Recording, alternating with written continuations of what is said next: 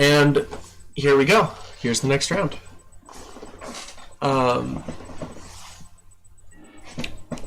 There we go. Yes, I would like to play. I would love to play. Swojek, this is the guy who we actually...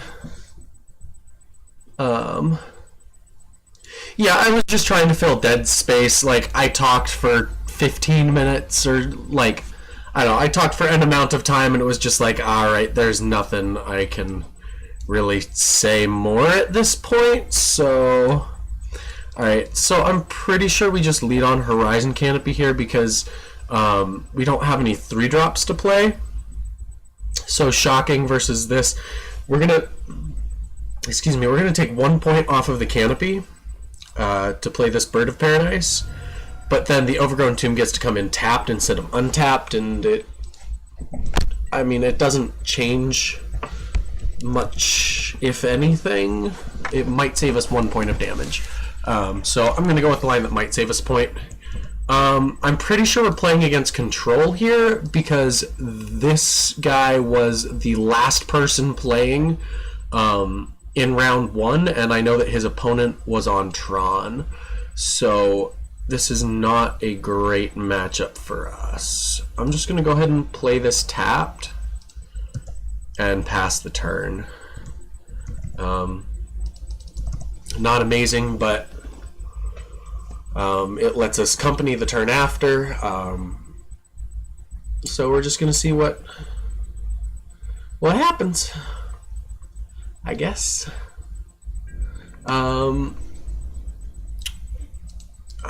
Sure, yeah, I'm not attacking with my birds. So, hey look, he's on blue-white. Ooh, with Glacial Fort. Okay, sure, he's playing the version.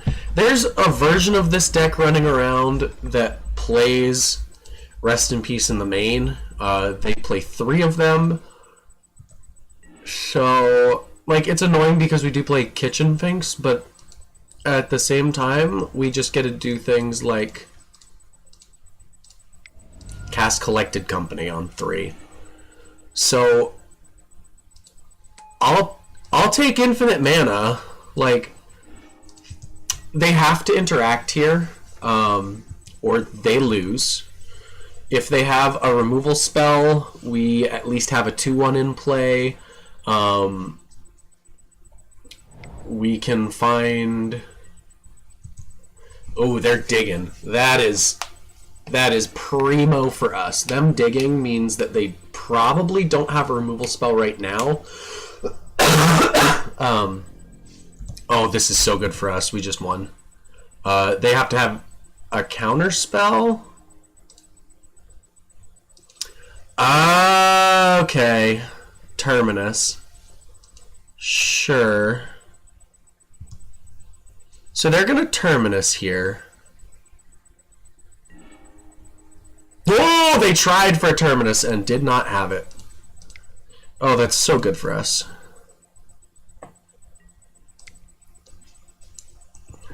Okay, so we're going to chord for 5.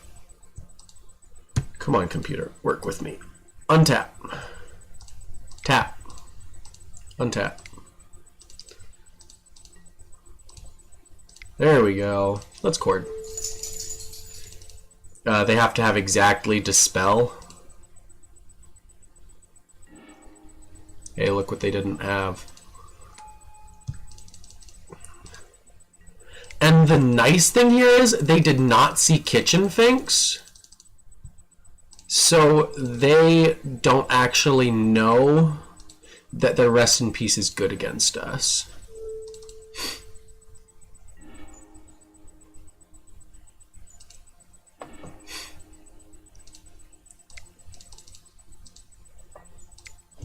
And they're going to make us play it out, which is fine. It's really not that bad. I'm just going to go any order.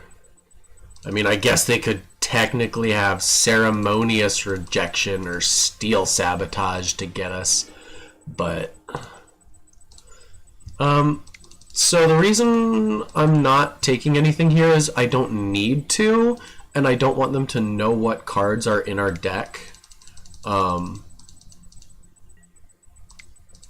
because like knowing that we have kitchen finks is like a big thing. Knowing like that there's a scavenging ooze in the main is like useful information. There's just a lot that, because like either one of those pieces there that we could have taken would have given them a huge amount of information. Excuse me.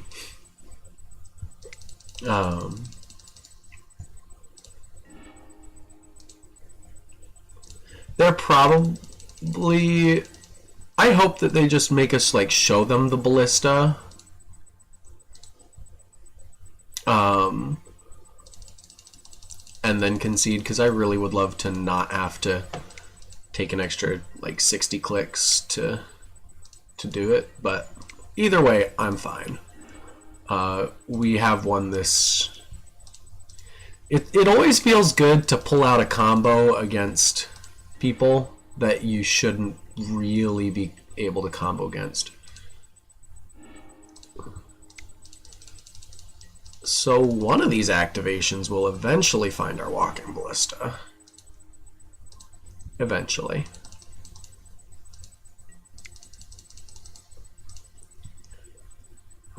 So let's look.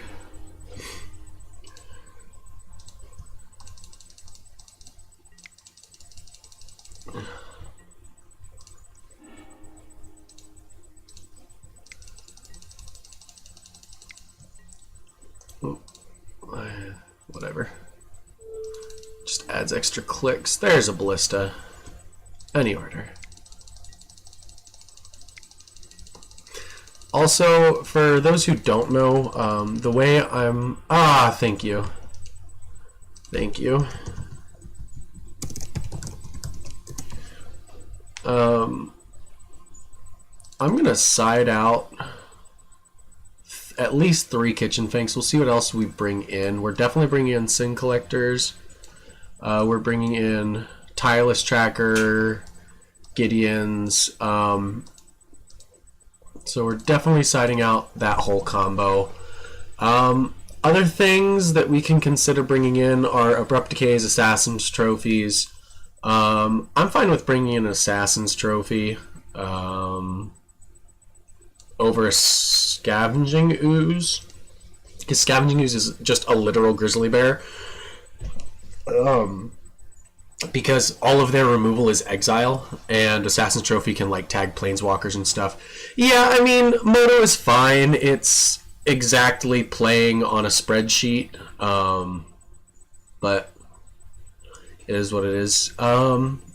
Other consideration over Assassin's Trophy is Phyrexian Revoker, but I think I'd rather have the Assassin's Trophy. I'm gonna trim a Vizier and bring in the Knight just as like a 3-mana 4/3, just as like a solid beater. But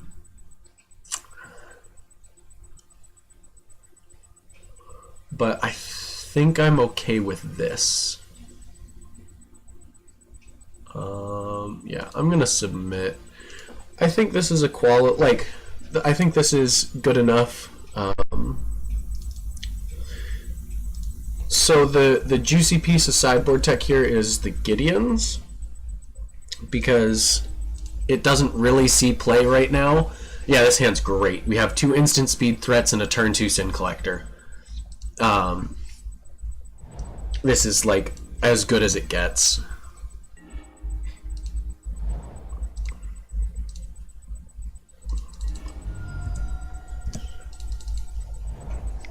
Alright. Excuse me. Sure! Absolutely, my dude! You have a card that is not really going to be doing much of anything. So I'm going to fetch Shock just because I can. Like, I'm not worried about my life total. I could have gotten a basic and still cast the Sin Collector, but I'm not... Like, this is not a matchup where my life total is really in danger, per se.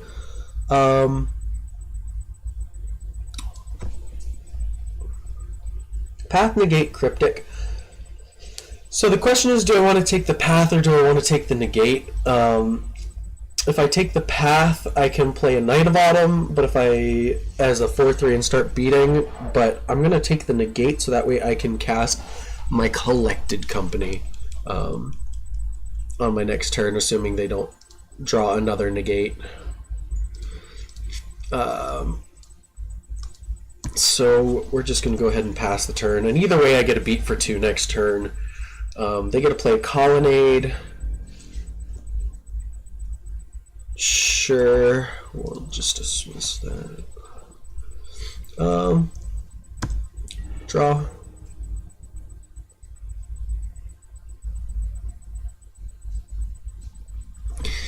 So, interesting thing here. I'm thinking about actually playing the Knight of Autumn and blowing up the Rest in Peace, because that just allows me to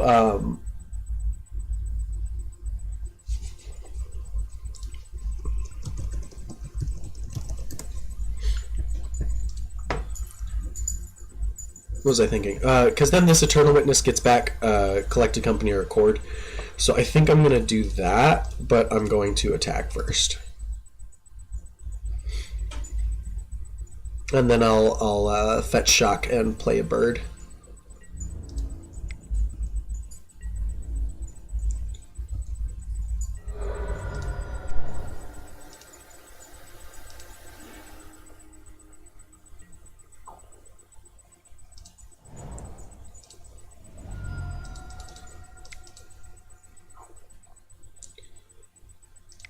So we're going to Knight of Autumn,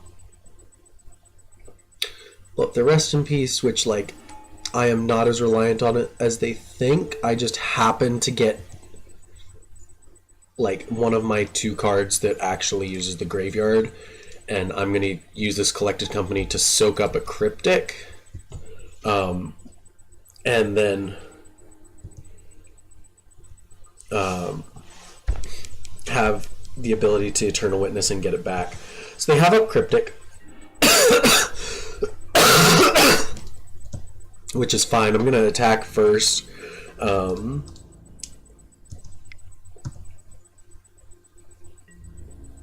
they have Cryptic, Teferi, Path, and something.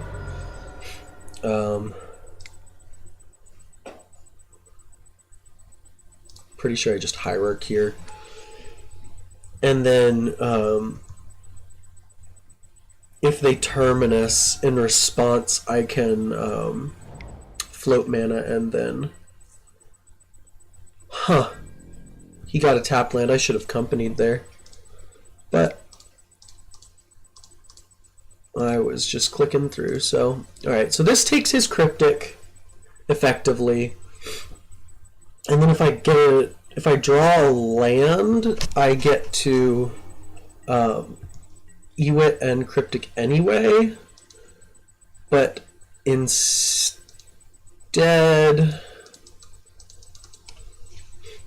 Yeah.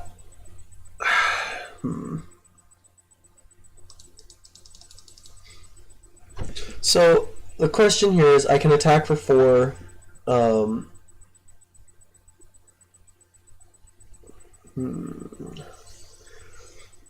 think I'm gonna Eternal Witness here, just because then I'll have my Collected Company and just have, like, another must-answer threat. And, like, I've got him currently on a 3-turn clock, even through his path.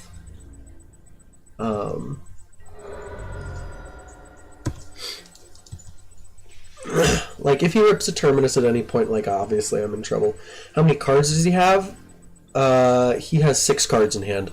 That is a good catch. I don't necessarily like this border. I just only had an hour. Like, I decided to do this kind of on a whim. So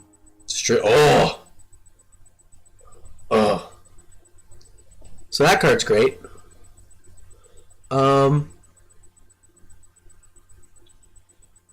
I'm gonna attack and then just jam Gideon. Like, we know he's drawn a bunch of cards, but how much do we care? Oh, I forgot to attack with the Eternal Witness. That's annoying.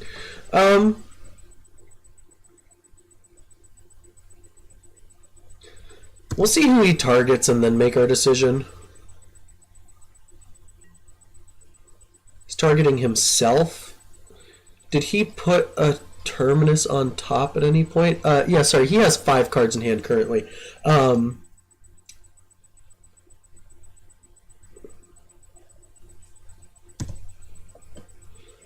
If he tries to Terminus here... Oh, this is why we play Magic, my friends!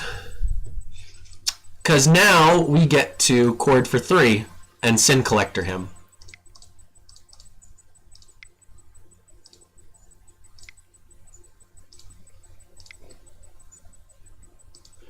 Because we have a second Sin Collector in the deck.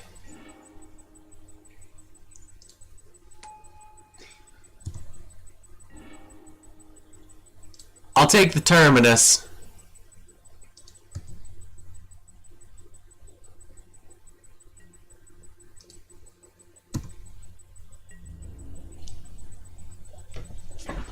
Alright, so he should be at 4 here instead of 6, or I guess 6 here instead of 8, but I am still very okay with how this turned out. I'm getting the planes instead of either of the other basics, simply because it allows me to cast Gideon even if he, like, rips a Hero Terminus here. So he has Spellqueller, Path to Fairy. I'm fine with that. I'm going to attack with just one of these. That way he can't just Spellqueller and block. I mean, he just paths, but like it kind of forces him to use the path there. So I think I'm okay with that. And then I have 7 mana. Use Path's ability. Yes, please. This time I'll go get a Swamp. I've got enough green mana. I have triple green for if I need to Chord without the ability to do anything else. And so we know he has a Spellqueller and a Teferi. And this is yeah, okay. So he has a Spellqueller that he wants to keep up, and he can like activate Colonnade, but here's the thing. We get to Chord for, let's do 3. It hits everything in our deck. And he can't Spellqueller it. Because Spellqueller is 4 or less, and this has CMC 6. So I'm pretty sure we're just getting Tracker here. I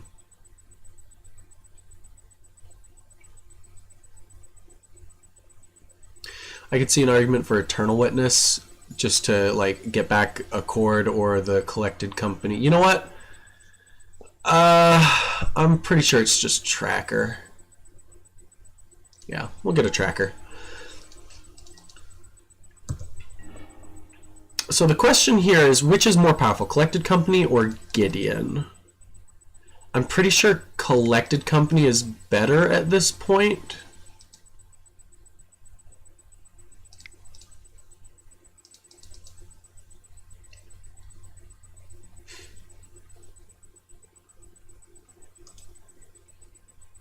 So we want to play the Gideon. So we're going to play this Gideon. He's going to Spellqueller it and only have Teferi after that.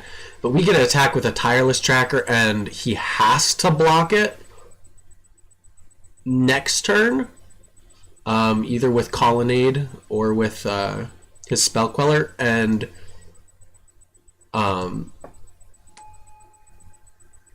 either way... So he has exactly Teferi in hand.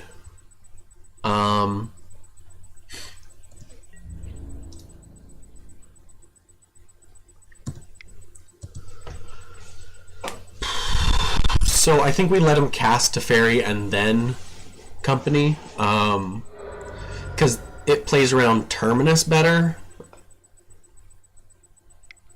I mean, I also don't necessarily think we even need to Company here. So he has Teferi +1. Sure. Do I care? He's gonna minus. So I just Company and get it back. Yeah, I'm in for that. And like,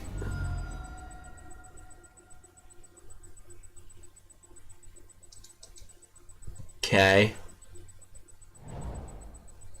Island? Serum Visions. Deal. Alright, so he needs to find Terminus. He put both on bottom, so he didn't find Terminus.